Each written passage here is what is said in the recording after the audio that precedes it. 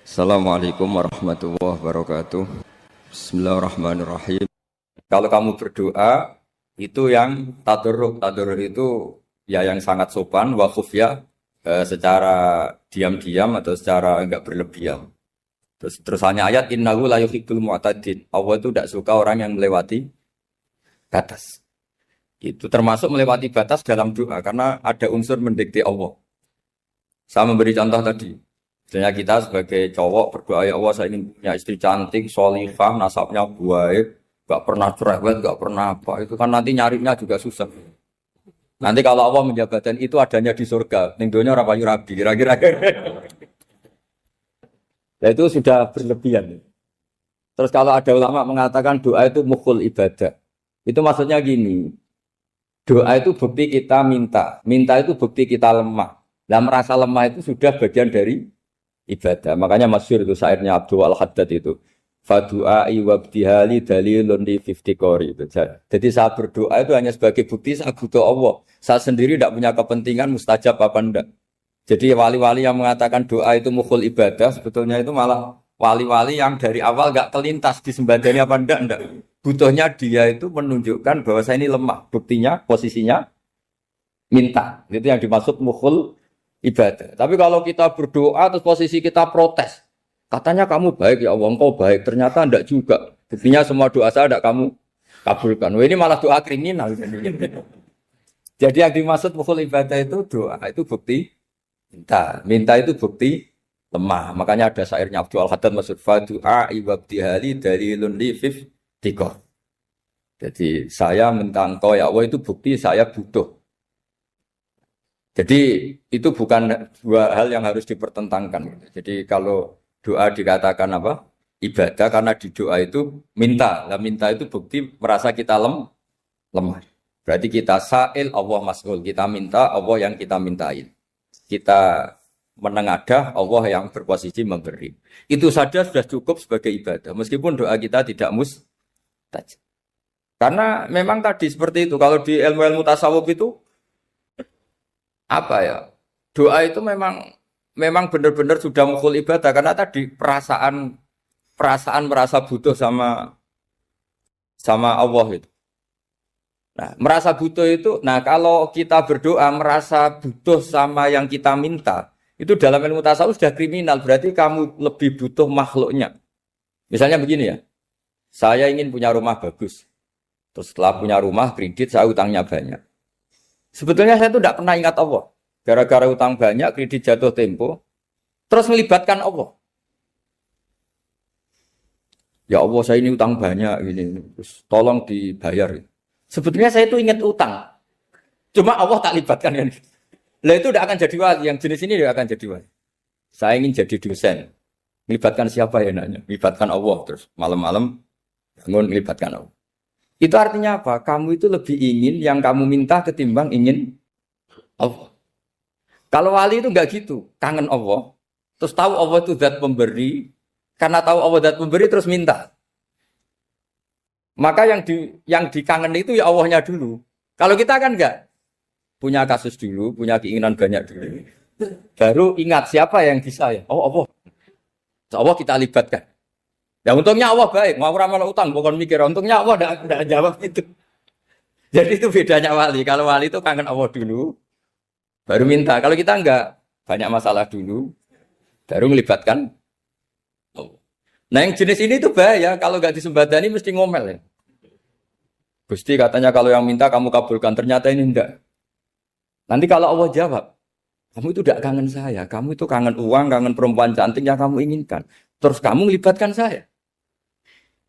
Urusannya apa saya dengan itu, Pak? Makanya tidak usah nuntut karena awalnya sudah salah. Ya saya kira itu ya. Jadi ada ayat apa? Ud'u rabbakum tadarru'aw wa khufyah. Terusannya apa? Innahu la yuhibbul mu'tadin. Itu di semua tafsir dikatakan Allah enggak suka orang yang berlebihan dalam doa. Berlebihan tadi, misalnya minta sesuatu yang terlalu besar, atau permintaan kemarin saja lanu addi syukroh, kita tidak bisa memenuhi mensyukuri, sudah minta lagi. Misalnya seorang jomblo, targetnya kan asal payu nikah. Tapi setelah nikah bayangkan istrinya sholihah, tidak cerewet, itu kan berlebihan. Hilang status jomblo saja belum kamu syukuri kok sudah minta yang macam-macam. Jadi harusnya kan syukur dulu ya. Sekedar laku nikah ini kan ada syukur yang harus seperti jadi dosen juga gitu. Sekedar jadi dosen harus kita syukuri dulu karena menjadi kita tidak nganggur. Itu kan satu harkat sosial yang luar biasa.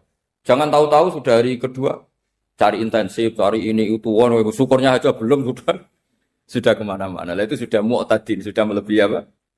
Batas. Ya saya kira. Jadi begini ya masalah pendidikan ya. Kalau saya jawab pakai ilmu hakikat saja karena ini keahlian saya. Sebetulnya begini ya, kalau misalnya itu ya subjektif juga, misalnya bilang rata-rata alumni pondok ini sukses, alumni kampus ini sukses, yang ini tidak sukses, itu satu pasti subjektif. Karena biasanya yang diterkenalkan yang sukses-sukses. Sama saya punya tetangga dari pondok yang Anda sebut itu kebetulan tidak sukses semua. Itu jantung saya sampai ngeluh. Saya ini gimana kok? Ya sudah seperti itu kan subjektif. Tapi menyangkut pendidikan itu begini ya, menyangkut hasil dari pendidikan itu. Andai kan kita bicara ilmu hakikat, misalnya kita mondok itu, mondok kemudian jadi orang miskin, jadi orang yang menurut orang banyak tidak berguna di masyarakat. Ternyata kita ini orang yang kelihatan tidak punya karir, tapi kalau malam sujud sama Allah. Punya anak niat memperbanyak orang sujud, terus punya ibu yang sakit-sakitan kita rawat. Meskipun kita tidak jadi dosen, tidak jadi menteri. Tapi indah Allah itu luar biasa karena berstatus ngerawat ibu, ngerawat anak, ngerawat istri. Nah Islam itu datang dengan jargon-jargon seperti itu. Sehingga Nabi kalau muji itu ada Uwais Al-Qarni, ini orang yang luar biasa. Ternyata dia itu punya ibu lumpuh yang kalau kemana-mana harus digendong. Ketika tetangga-tetangganya berhasil sowan Rasulullah itu Uwais Al-Qarni tidak bisa. Karena setiap ibunya dipamitin mau sowan ke Rasulullah itu sama ibunya nggak boleh. Tapi apa yang terjadi? Justru dipuji-puji Nabi sebaik-baiknya kurun. Kurun itu waktu adalah kurun yang ada Uwais Al-Qarni. Saya punya teman, ini kisah nyata. Saya berkali-kali ngisi ngaji di komunitas ulama. Ini mungkin tidak bagus untuk kampus, tapi harus saya utarakan. Supaya ya kita evaluasi, saya bilang gini, saya ini jadi kiai itu sering iri sama orang goblok. Orang goblok itu barokah kata saya gitu. Itu kiai kaget semua karena saya bilang orang goblok itu barokah. Saya beri contoh gini, misalnya saya pinter, terus juara MTQ, juara hafal Quran atau juara baca Quran secara tartil. Ujung-ujungnya saya dapat hadiah umroh atau apalah, atau hadiah rumah atau apa. Pertanyaannya adalah mendapat. Saya ulang lagi, mendapat. Sementara ada santri yang bodoh, gara-gara bodoh itu dosen UI yang enggak, jadi kiai yang enggak, akhirnya dia jadi pekerja di Korea. Barokahnya bodoh tadi. Karena di Korea melihat orang ateis, akhirnya dia kepikiran bikin masjid. Sebagian gajinya disumbangkan untuk masjid. Ini bodoh pendiri masjid. Tapi kita gara-gara dosen dakwah di masjid, ini pinter dapat uang dari masjid. Nah ini bukan nyindir, ini biasa saja, ini maksud saya. Maksud saya, kamu jangan ngabaikan hidup. Akhirnya apa yang terjadi? Saya ini punya teman ini betul. Saya ini kan kecelok dulu tuh Gus Alim. Nasib saya di mana-mana dihormati. Kadang saya merasa dosa. Kok dihormati? Saya punya teman, dulu gobloknya minta ampun sekolah, sekelas maksud. Gobloknya, soalnya gobloknya harus disepakati. Sudah. Iya, goblok mujma'al ya kira-kira. Singkat cerita dia itu hidup di pedalaman Kalimantan sekitar tahun 92. Dulu kan biasalah di dalam hutan itu pasti ada penebangan hutan macam. Dia ada bosnya, yang jelas dia ada bosnya. Saya yakin juga agak kriminal. Karena dia tidak yang illegal logging. Pokoknya ditakdir dia hidup di tengah hutan. Ikut orang. Setelah itu dulu nggak ada HP. Sering kirim surat ke saya, Gus, saya ini hidup di tengah hutan. Tapi saya ini muslim pernah mondok. Kalau nggak bikin Jumat itu nggak enak. Bikinlah dia Jumatan. Nah karena dia pernah ngaji fikih Syafi'i, kalau Jumatan nggak ada orang 40 itu harusnya zuhur tidak Jumatan. Tapi orang yang kerja di situ tidak mau. Wong dino Jumat kok zuhuran loh Pak. Kalau dino Jumat ya Jumatan ya. Tanya saya, Gus itu kalau ada kaulnya enggak supaya Jumatan ndak orang 40 sah. Singkat cerita dia lama-lama jadi pendiri masjid di situ. Dia punya sedikit gaji ya dipakai masjid, punya sedikit tanah diwakafkan untuk masjid. Artinya apa? Indah Allah ini banyak orang bodoh, ternyata di komunitasnya dia muassis, pendiri, pemberi. Sementara kita yang kecelok pinter, dapat umroh, dapat bonus. Kira-kira nanti kita ketemu Allah. Kamu pernah nyumbang Islam apa? Yang bodoh jawab, oh nate Gusti bikin masjid di pedalaman. Kita yang pinter. Kayaknya kalau memberi enggak lah Gusti. Reputasinya mendapat.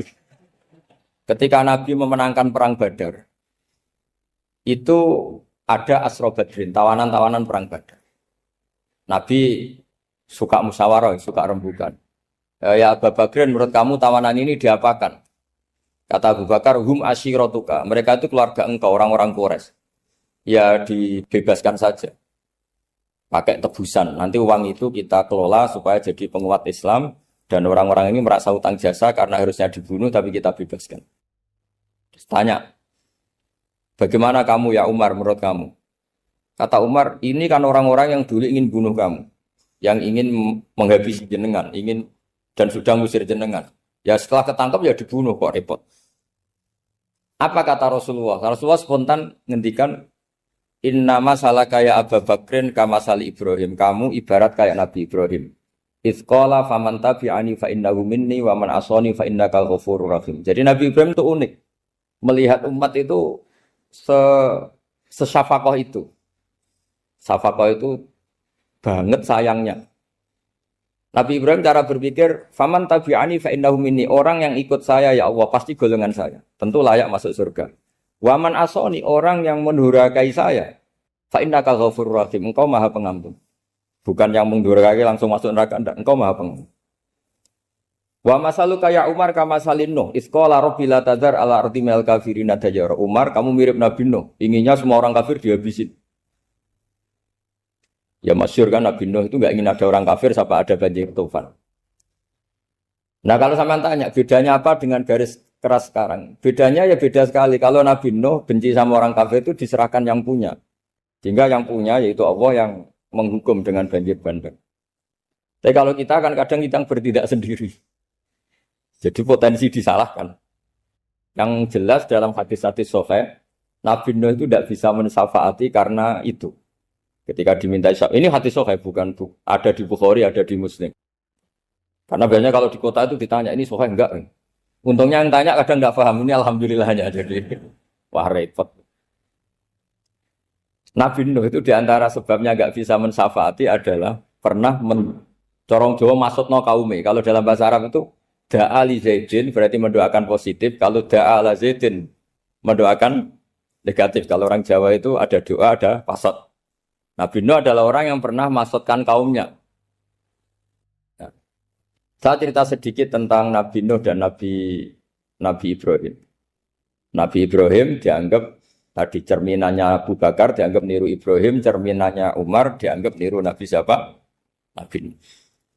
Lalu kalau sampean tanya, bedanya gimana? Begini logikanya. Kita mengkaji secara akademik begini. Ada ulama besar, namanya Abdul Hasan Asyadzili, itu masyhur di Indonesia menjadi Thariqah Asyadziliyah. Terus ada seorang muridnya minta gini, ya Abdul Hasan Asyadzili, tolong saya dikasih ijazah supaya saya tidak pernah maksiat di bumi ini. Karena saya takut sama Allah, kalau saya maksiat itu merasa tidak nyaman dengan Allah. Abdul Hasan Asyadzili ini malah marah besar. Atuhibbu alla tadhharu maghfiratu. Kalau kamu tidak pernah maksiat, berarti kamu suka maghfirahnya Allah Ta'ala itu tidak kelihatan. Karena tidak ada yang maksiat. Tapi bukan dukung kamu yang tidak. Ini cerita ilmiah. Tapi kalau Said Abdul Al-Haddad, itu kebalikannya. Ada orang fasik gitu, hidup berkeliaran, mengganggu masyarakat, ganggu ketertiban agama. Ada kiai atau siapa gitu mendoakan supaya tobat atau dikasih panjang umur supaya nanti bisa tobat. Itu beliau, Said Abdul Al-Haddad marah besar. Man da'a li fasikin bil baqa faqad ahabba ayu sawahu fi ardi. Orang yang mendoakan orang fasik hidup berarti dia suka Allah dimaksiati di buminya. Jadi akhirnya jadi kutub besar, yang satu Sadziliyah, yang satu Haddadi. Kenapa ya? Karena tadi yang satu cerminan Nabi Isa, yang satu cerminan Nabi Yahya.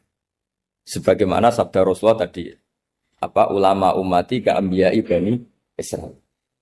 Juga masyhur dalam aplikasi pengajaran juga gitu. Masyhur sekali dalam kitab-kitab diceritakan. Kalau Said Abdul Haddad, kalau ada orang sowan itu, Kamu ngaji sama siapa? Sama si A. Gitu. Pernah nangis gak pas ngajar? Gak pernah. Udah gak terus, gak usah diterusin ngaji orang seperti itu. Hatinya atas ya. Wong orang iso nangis ya. Tapi kalau Abu Hasan Asadili kebalikan. Kamu ngaji sama siapa? Sama si A. Pernah tertawa enggak kalau ngaji? Enggak pernah. Udah, enggak usah ngaji sama orang itu. Orang enggak bisa syukur. jadi itu manhaj besar. Nah, akhirnya orang-orang kayak kita ini enggak jelas semua. Nangis ya bisa, syukur, guyu ya bisa. Cuma celakanya kalau kita nangis karena tidak punya uang, kalau guyu karena punya uang, itu masalahnya. Tapi kalau wali-wali dulu enggak. Kalau senyum ya karena saking yakin rahmatnya Allah itu wasiat rahmatu. Kalau nangis ya karena takut azabnya Allah. Kalau kita kan enggak, sangat-sangat materialistik. Ini yang membedakan kita. Sebenarnya nangis dan senyum itu satu keharusan karena Allah punya madharul jalal. Ketika Allah dengan sifat keagungannya, maka kita ini seorang Jawa serako bersenyum.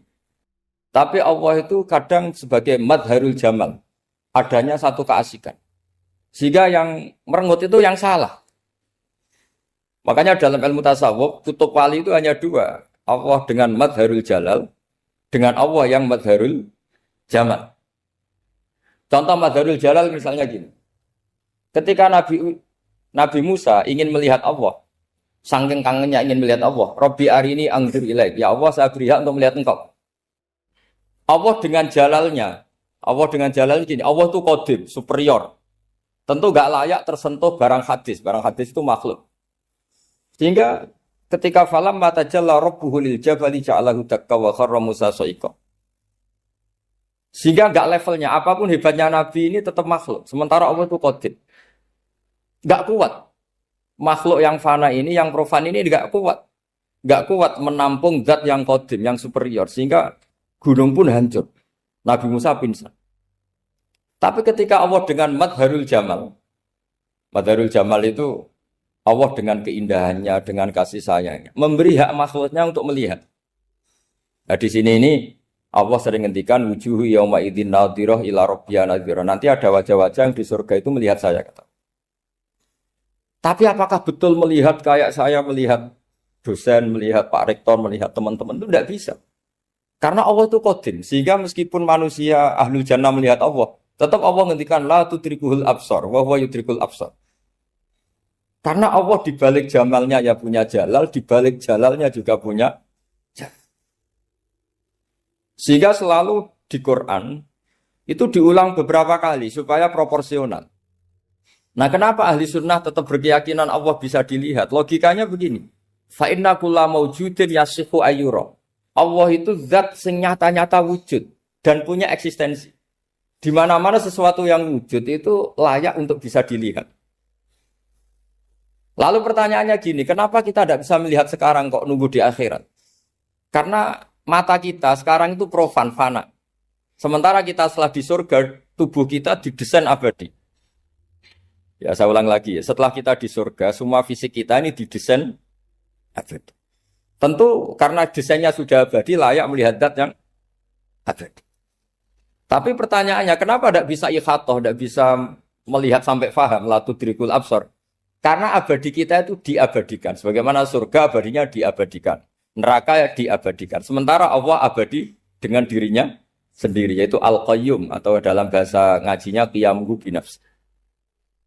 Nah lalu pertanyaan, makanya Mu'tazilah itu menentang betul kalau orang di surga bisa melihat Allah. Cara berpikir Mu'tazilah, melihat itu artinya yang dilihat ada arahnya, sementara Allah terbebas dari arah. Tapi kata ahli sunnah cara berpikir tidak seperti itu. Melihat itu pokoknya tahu. Nah, tahu karena mata itu karena kita ditakdir tahu itu karena mata. Sebetulnya yang menjadikan tahu itu tidak mata. Ya kalau tahu ya tahu saja, bukan harus pakai mata. Itu cara berpikir ahli sunnah wal jamaah. Jadi saya beri ya bocoran. Kenapa mazhab ahli sunnah itu yang dipilih oleh banyak mayoritas di dunia, jumhur itu. Ahli sunnah itu dianggap pikirannya lebih orisinal. Misalnya ahli sunnah kalau ditanya, kenapa kamu melihat? Ya melihat saja. Kenapa kamu mendengar? Ya mendengar saja. Kesannya itu tidak rasional, kayak orang yang nggak pinter itu. Tapi sebetulnya itu yang benar. Jadi cara berpikir ahli sunnah itu, melihat itu menjadi tahu. Menjadi tahu itu bisa karena mendengar, bisa karena melihat, bisa karena dikasih tahu, bisa karena bersentuhan. Sebab itu di Quran itu ada ayat ala ya'lamu man khalaqa, bukankah zat yang menciptakan itu menjadi tahu. Sehingga kenapa Allah itu selalu tahu? Karena Allah yang menciptakan. Kalau kamu tahu karena mata, sekali itu jauh, maka kamu tidak melihat. Atau kamu sekarang buta, kamu tidak melihat. Atau tertutupi barang itu, maka kamu tidak melihat.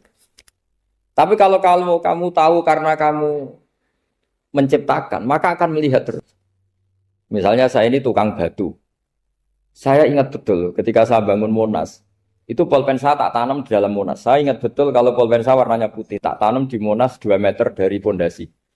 Setelah saya pulang ke Jogja ditanya, di dalam Monas ada apa? Ada pulpen. Posisinya 2 meter dari pondasi. Kenapa saya tahu? Karena saya yang menciptakan.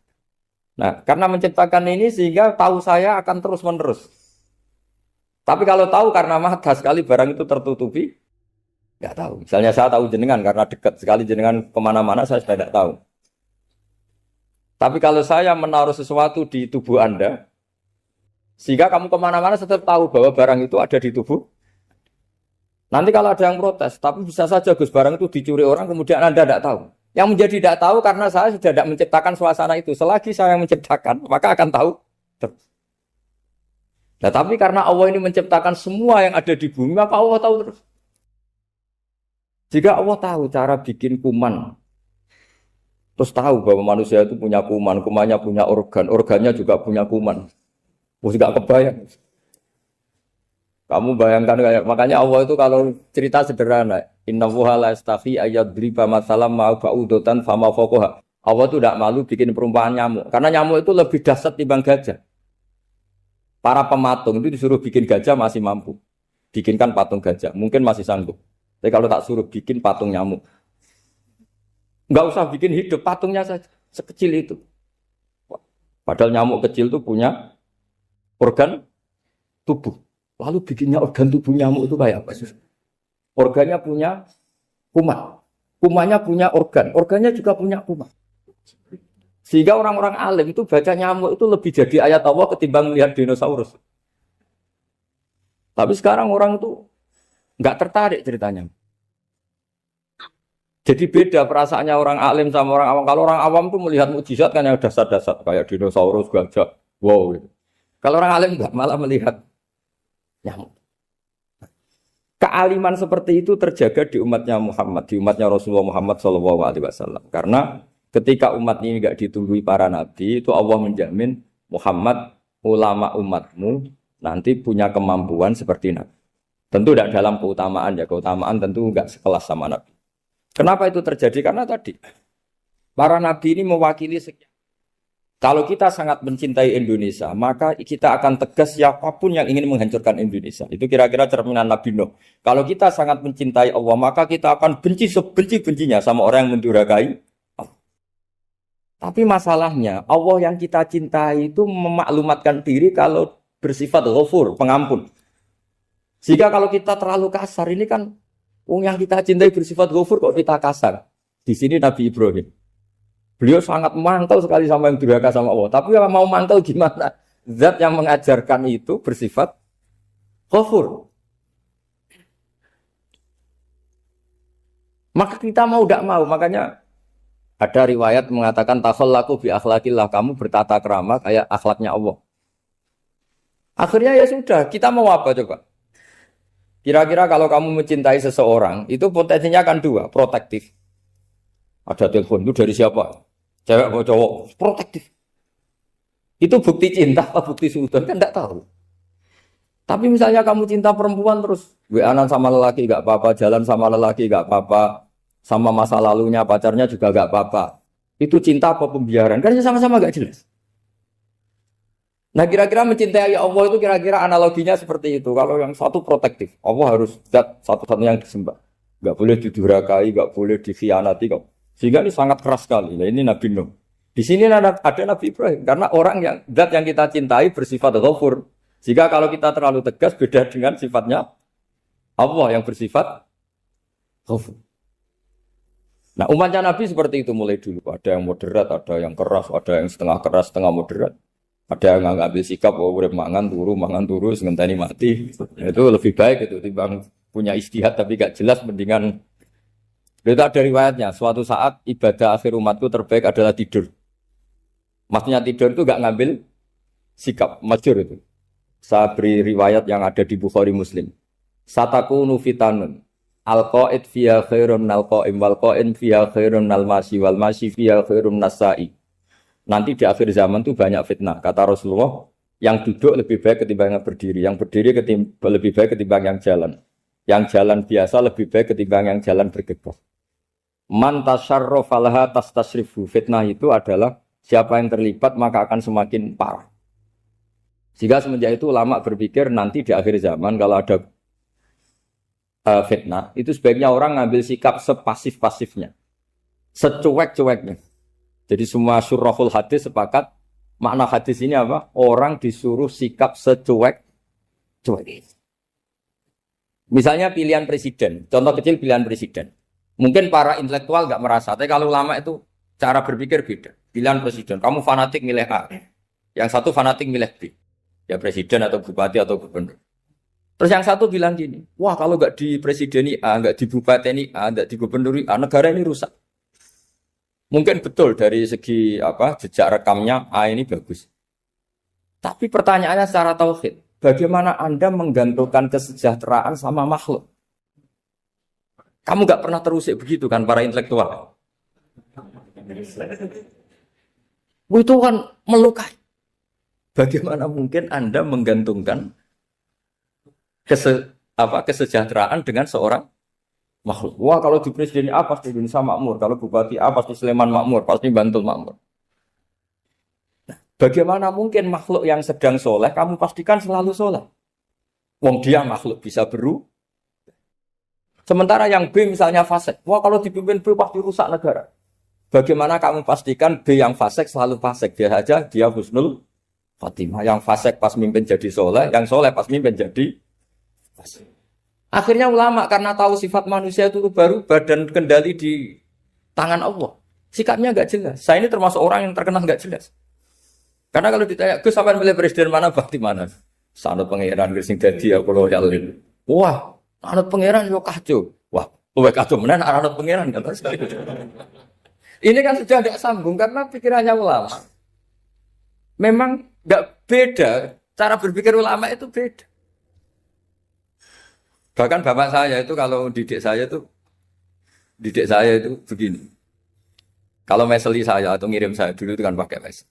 Ini uang kamu 500.000 untuk kamu. Mesti ditambahi 100.000 ini untuk buat jajan sama teman-teman. Mesti ada uang pokok, ada uang sodako. Dulu saya sering tanya, kenapa bapak sangat menghormati teman-teman saya? Kata bapak, kowe mondok iku aku ora iso nyukupi, sing iso nyukupi ya kanca-kanca. Ternyata betul, rata-rata anak kuliah atau anak mondok, uang pribadinya kan 8 hari dari dikirim sudah habis. Berarti kan masih 22 hari kok bisa hidup itu kan barokahnya teman-teman itu. Malah yang agak beling itu 1 hari sudah habis, berarti ada 29 yang bergantung sana sini.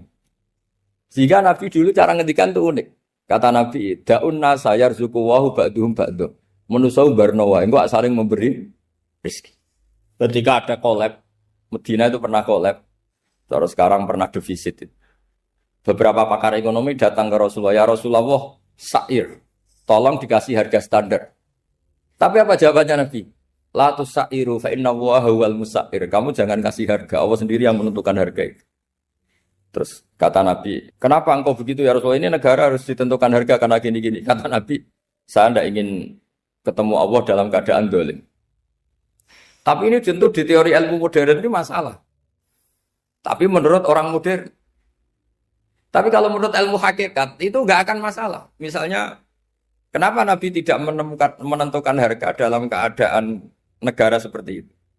Jawabannya pakar-pakar hakikat. Ya saya ulang lagi pakar-pakar hakikat. Begini, misalnya ada orang menimbun supaya nanti harganya mahal.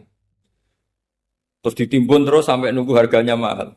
Lama-lama dia sadar kalau timbunannya nggak ada gunanya karena ternyata orang nggak beli. Nah, ketika orang nggak punya kemampuan beli, yang menimbun juga nggak punya uang. Nah, tapi kalau sampean tanya, tapi Gus nak tuku barang pokok kan kita mati karena kehabisan stok. Itu masalah tauhid Anda. Bagaimana mungkin kamu bayangkan seorang makhluk tidak bisa hidup atau nggak dapat rezeki? Nabi itu orang yang sampai ke derajat hakikat, dari tidak pernah bayangkan gitu. Salah sampean jadi orang yang tauhidnya masalah. Sehingga terus bayangkan, wah kalau negara ini kayak, wah kita makan apa? Kalau negara nggak stabil, wah kita gimana? Itu tidak bisa seperti itu. Dulu ketika kita dijajah Belanda, itu kiai-kiai kita, Mbah Hasyim Asy'ari, Mbah Ahmad Dahlan, mondoknya di Mekah. Sampai alim alama, dua beliau, Mbah Hasyim sama Mbah Ahmad Dahlan itu ngajinya sama-sama Syekh Khotib Minangkabau. Cuma Mbah Hasyim lebih menekuni ke Syekh Mahfud Termas, yang satu menekuni Syekh Khotib Minangkabau. Jadi dua beliau itu ngaji di guru yang sama. Mbah saya, buyut saya itu ya sudah mondok Mekah. Zaman dijajah Belanda. Sekarang kita agak dijajah, agak mondok di sana. Buyut saya itu zaman itu sudah haji. Buyut kelima saya. Itu dulu kalau ingin cari tempat yang teduh, itu masuk ke gua. Itu masuk gua itu hanya kepalanya saja. Kakinya masih di luar. Karena gua di Arab tidak seperti gua di sini. Kalau gua di sini kan orang bisa masuk semua. Kalau gua Arab kan hanya celah-celah batu-batu besar. Sehingga ketika Rasulullah hijrah ke Madinah, singgah di Gua Sur, kata Abu Bakar gimana? Andai kan ada orang kafir di depan gua. Kata Abu Bakar gimana? Andai kan mereka melihat kakinya, pasti melihat kita. Karena gua di sana itu satu tubuh tidak bisa masuk penuh. Kalau gua di sini kan ada yang mobil saja bisa masuk. Nah itu bahasa ya kalau mau istirahat itu masuk gua, separuh badan di dalam gua, separuhnya masih di. Nah sekarang terus kita bilang, wah kalau kita negara tidak stabil, kita haji kemana dulu? Zaman dijajah Belanda kita. Jadi yang berusaha terangkan di antara sifat dasar orang-orang baik adalah di mana saja, kapan saja itu memberi manfaat. Termasuk tentu saat paling sulit. Jadi Nabi Isa menceritakan dirinya itu wa ja'alani mubarakan nama kuntu, saya ditakdir Allah berada di mana saja memberi berkah, memberi kemanfaatan bagi orang lain. Ada beberapa cerita tentang Nabi Isa. Jadi perlu diketahui ada 3 nabi yang seperiode. Satu Ibrahim dan Nabi Lut. Ibrahim itu sama Nabi Lut itu pernah paman. Kedua Nabi Musa dan Harun. Sebetulnya yang jadi nabi itu Nabi Musa, tapi Nabi Musa karena alsak, lisannya tidak jelas, minta Nabi Harun, ya tentu minta kepada Allah supaya Nabi Harun jadikan nabi. Terus ketiga, Nabi Isa dan Yahya. Yahya bin Zakaria, terus Isa ini pernah keponakan Zakaria. Kira-kira kalau di Jawa ya misanan antara Yahya dan siapa? Isa.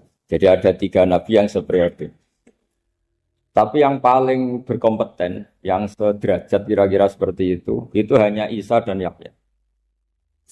Karena Nabi Lut dan Nabi Ibrahim itu beda level. Karena Lut ini pernah keponakan, jadi hubungannya kira-kira yang murid dan guru.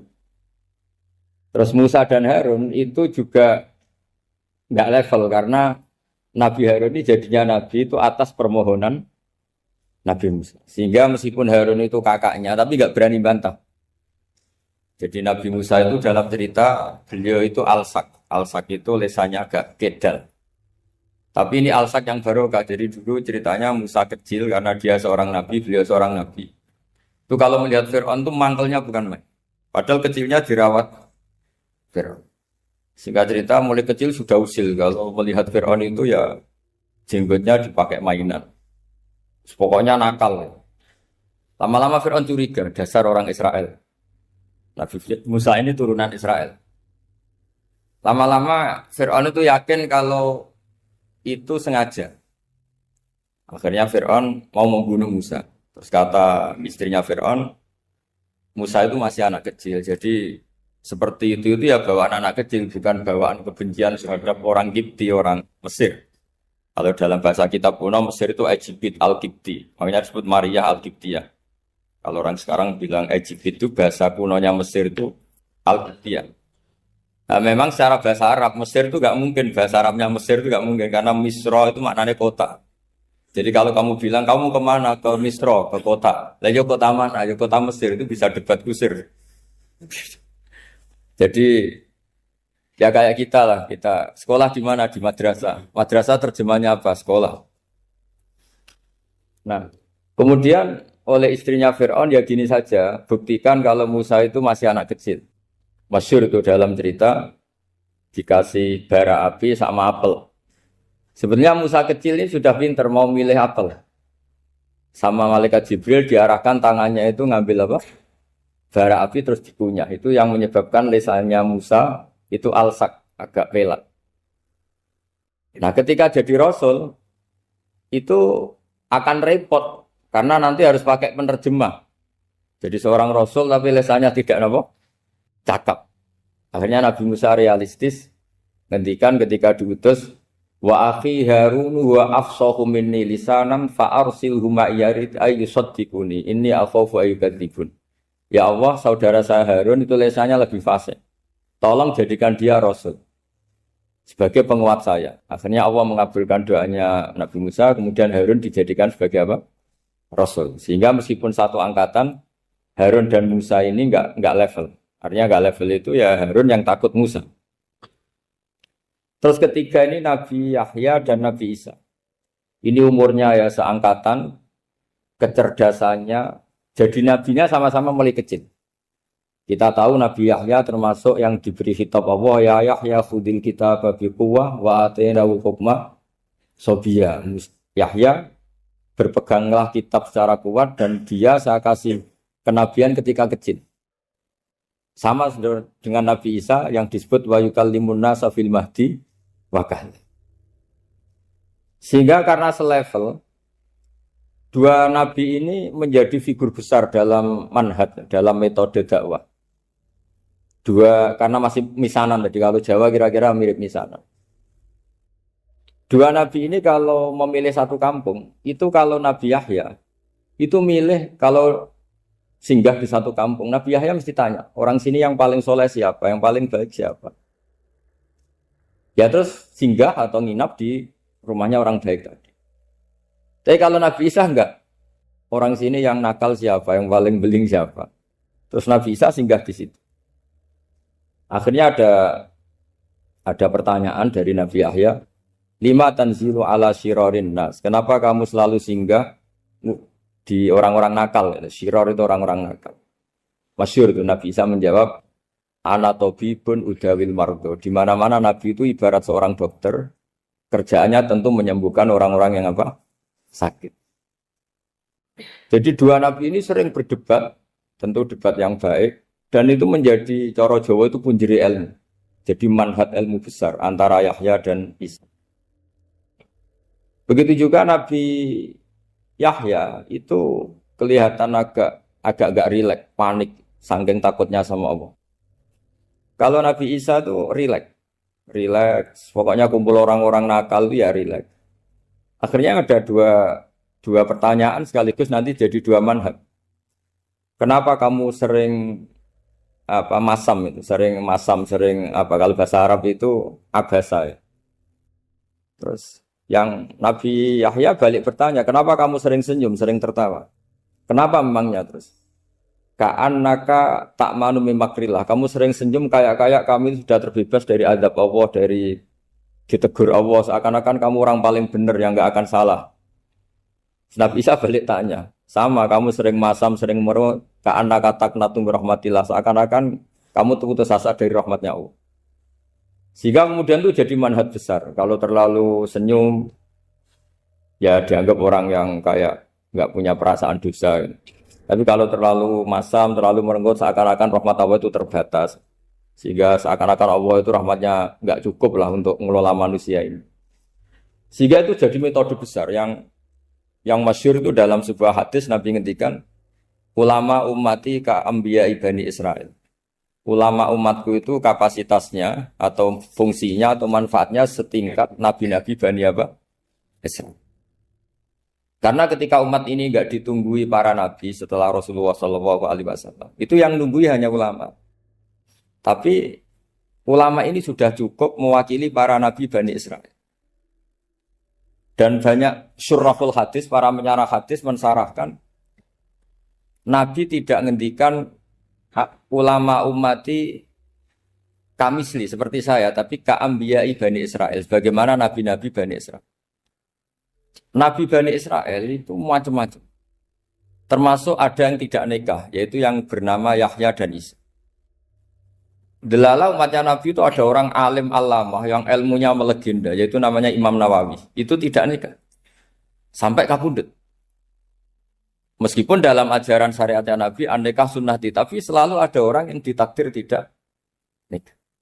Karena masyhul, karena sibuk ngurus ilmu. Bukan karena tidak laku, yang jelas itu bukan karena tidak laku. Imam Nawawi itu ganteng, orangnya ya normal. Tapi karena sibuk nulis, beliau sampai kabudut itu tidak nikah. Imam Sibawayh itu suka sekali sama ilmu, menjadi istri utamanya ya ilmu. Dia ganteng, Sibawayh itu maknanya tuh apel, dia ganteng sekali, sampai banyak cewek yang senang. Akhirnya dia nikah. Tapi nggak pernah dikumpulin. Dia belajar terus. Ketika beliau ke pasar, dulu nggak ada supermarket, beli kertas, kitabnya dibakar semua sama istri. Dikira istrinya terus mencintai dia, malah diceraikan. Itu siapa Imam Sibawayh. Terus ada umatnya Nabi yang paling unik di dunia. Mungkin Pak dosen, saya kiai pun nggak bisa nih. Ada orang tuh ganteng sekali, istrinya cantik sekali. Itu tahu-tahu sudah 10 tahun tidak pernah hubungan suami istri. Karena ketika si suami itu tahu istrinya cantik, itu langsung sholat sujud syukur, sholat terus. Saking senengnya punya istri cantik. Yang istrinya cantik juga solihah, tahu suaminya ganteng ya terus sholat terus syukur. Itu sampai berhari sampai bertahun-tahun. Terus ketika ketemu, cocokan, dek kita sudah nikah berapa? Terus dilihat, kayaknya sudah 10 tahun, tapi tidak pernah hubungan. Oh itu nggak kebayang, itu ganteng sama cantik. Kalau jelek sama jelek itu mungkin. Yang satu bila naudzubillah, satu itu kan nunggu rafa saja. Ini nggak ganteng sama cantik. Nah kenapa kualitas ulamanya Rasulullah itu bisa seperti Nabi Bani Israel? Karena agama ini, umat ini sudah ada ditunggui para nabi. Sehingga mau tidak mau kualitas ulama, alhamdulillah barokahnya Nabi itu berkualitas kayak nabinya Bani Israel. Soal kebahagiaan, nenek moyang pulau jenengan tuh anaknya banyak, dijajah Belanda, jajah Jepang ya nyatanya anaknya banyak. Itu kira-kira bahagia apa enggak? Nah, artinya gini ya tentu kita tidak ingin dijajah itu tentu ya, tapi kita ini selalu latah. Wah kalau ekonomi jatuh kita makan apa? Kalau kita dijajah kita tidak perlu seperti itu. Rahmatnya Allah Ta'ala itu akan adrokatna. Rahmatnya Allah Ta'ala akan menemukan kita. Apapun kondisi kita, apapun keadaan kita. Ini cara berpikir tauhid. Sehingga Nabi itu tidak pernah bayangkan umatku narata tunggoni piye, ditunggoni Allah. Sehingga masyhur dalam hadis-hadis sahih, la tazalu ta'ifatun min ummati dzahirina 'alal haq la yadurruhum man khadalahum wala man khalafahum wala man nawa'ahum. Selalu di umatku ada kelompok-kelompok yang selalu membela kebenaran dan tidak akan terkalahkan oleh kesesatan di akhir zaman. Kenapa? Cara berpikir orang tauhid itu sederhana begini. Allah menamakan dirinya Al-Hadi, penunjuk jalan. Dan sifat Allah pasti nafidah karena Allah tidak terkalahkan. Sama seperti Allah menyifati dirinya Ar-Razzaq, Ar-Razik yang memberi rizki. Maka orang segoblok apapun, selumpuh apapun, selemah apapun tetap dapat rizki. Sama, Allah mensifati dirinya Al-Hadi, memberi petunjuk. Maka zaman serusak apapun orang tetap dapat petunjuk. Sehingga kita tidak perlu khawatir, wah nanti zaman kalau sudah rusak nasib Islam gimana? Ya coba sekarang, nasib Islam gimana? Ya baik-baik saja. Dulu ditunggoni wali songo ya banyak orang Islam. Sekarang nggak usah wali songo. Ditunggui dosen-dosen yang ngajar aja nunggu digaji. Kiai pidato ya ada yang beri salam template. Itu kalau nuruti definisi ikhlas itu tidak ada yang masuk. Tapi meskipun demikian agama juga jalan. Kenapa agama ini jalan? Karena Allah Al-Hadi, penunjuk jalan. Ketika Allah mensifati dirinya penunjuk jalan dan sifatnya Allah pasti nafidah, pasti terjadi. Karena Allah tidak pernah gagal. Sehingga agama ini akan ada terus sampai akhir zaman. Coba Amerika kayak apa? Islamofobia. Di Amerika tambah lama tambah banyak Islam. Eropa juga gitu. Australia juga gitu. Andai kan nuruti teori sosial. Sudah dunia sudah materialistik kayak gini. Orang dohirnya itu akan meninggalkan agama. Nyatanya tidak juga. Saya pernah di Korea seminggu. Itu di negara ateis. Itu TKI ke sana tuh nyari uang. Ternyata ya kepikiran bikin masjid, bikin komunitas Islam. Coba siapa yang menggerakkan hati itu? Hanya Allah Subhanahu. Ya, jadi cara berpikir tauhid saya ulang lagi, saya mohon sekali di pengajian ini saya cerita wajah alani mubarakan aina ma kuntu. Jadi cara berpikir sekian nabi, terus kita punya karakter tertentu, kita milih nabi ini itu sah. Karena ulama ummati ka'ambiyai Bani Israel. Ulama umatku itu ibarat kayak nabi Bani Israel. Jadi ada yang milih tadi. Seperti Nabi Isa, fokusnya ngurusi orang-orang nakal. Itu juga bagus, karena di mana-mana nabi itu seperti dokter. Tapi Nabi Yahya hanya berkawan sama orang-orang soleh. Kita tahu, berkawan orang fasik itu resiko ketularan. Iman pas-pasan wae kancanan wong fasik kan taqabbalallahu minna minkum gitu. Wong kamu sendiri tidak sehat-sehat amat berteman orang penyakitan kan bahaya. Tapi kalau kamu sebagai dokter kok hanya berteman orang sehat, lalu kamu apa? Penelitiannya gimana? Masa saya dokter spesialis, pernah penelitian, semua orang sehat saya pernah saya teliti. Itu dokter aneh apa enggak? Saya dokter spesialis TBC, spesialis paru-paru. Yang kamu teliti siapa? Semua orang sehat. Pernah meneliti yang sakit? Enggak pernah. Kan ya jadi dokter aneh. Tapi misalnya terus kamu sendiri terus berteman orang penyakitan terus kan ya rawan tertular. Nah, ini ada dua figur yaitu Nabi Yahya dan Nabi siapa? Ya saya kira demikian.